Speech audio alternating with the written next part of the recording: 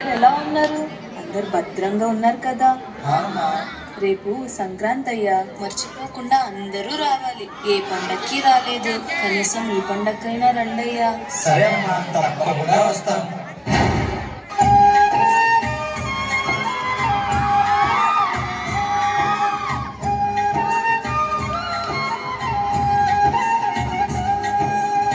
అమ్మా, అన్నట్టు మర్చిపోయాను, నానేంటి కనపడట్లేదు?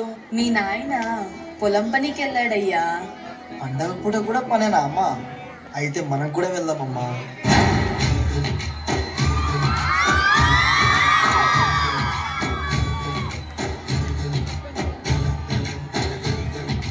ఆకాశం తాకేలా వడగాలై ఈ నేల అందించే ఆహ్వానం ప్రేమంటే ఆరాటం తీరేలా బదులిచ్చే గగనం వినిపించే కడిగారం ప్రేమంటే అణు అణువును నీటే మమతల మౌనం పద పదమంటే నిలవదు ప్రాణం ఆ పరుగే ప్రణయానికి శ్రీకారం నానా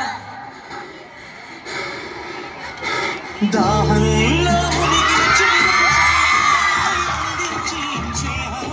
మొలకెత్తించే చినుకే ప్రేమంటే మేఘంలో నిద్దురపోయిన రంగులు అన్ని రప్పించి ఆడాలి పెట్టి ముగ్గే ప్రేమంటే.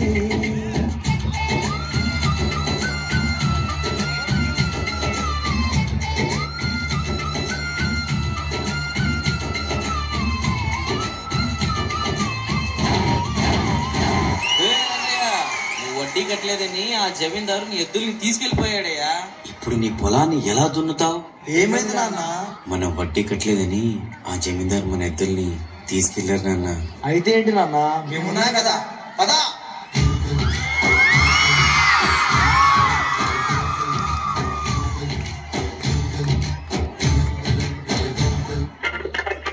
ఆకాశవాణి. వర్షాలు లేక పంటల పండక రైతు కుటుంబానికి చెందిన ఇద్దరు భార్య భక్తులు ఉరితాడు వేసుకుని మృతి చెందారు.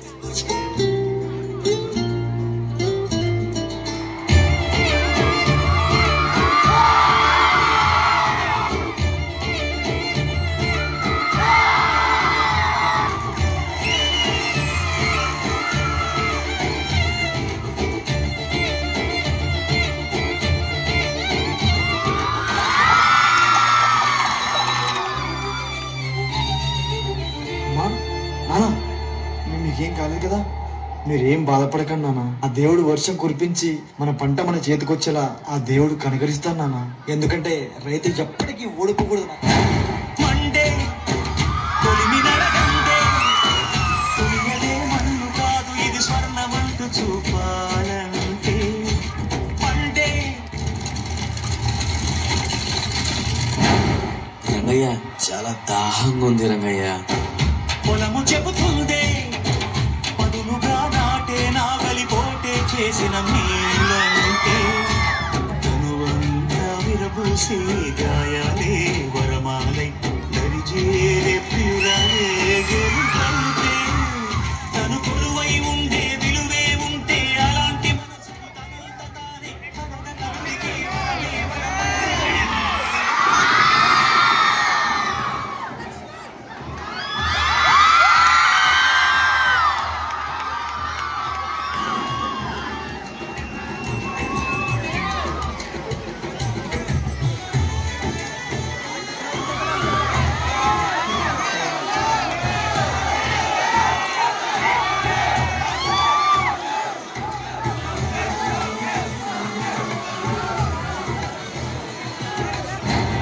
జన్మంతా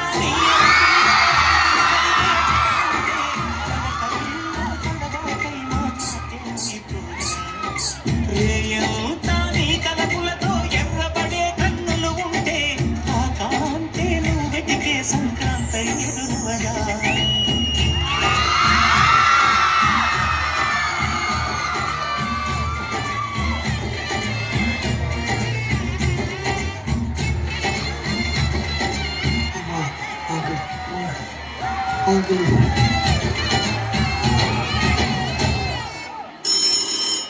హలో రంగయ్య గారా, నేను మిలిటరీ ఆఫీస్ నుంచి ఫోన్ చేస్తున్నాను. తొందరగా మీ అబ్బాయిని పంపిస్తారా? హలో రంగయ్య గారు మాట్లాడేది. ఇక్కడ అర్జెంటుగా ఒకరికి సర్జరీ చేయాలి, మీ అబ్బాయిని త్వరగా పంపించండి. రంగయ్య గారు మాట్లాడేది. కోర్టు పెద్ద కేసు నడుస్తుందండి, అది మీ అబ్బాయి గారే వాదేయాలి, కొంచెం తొందరగా పంపిస్తారా?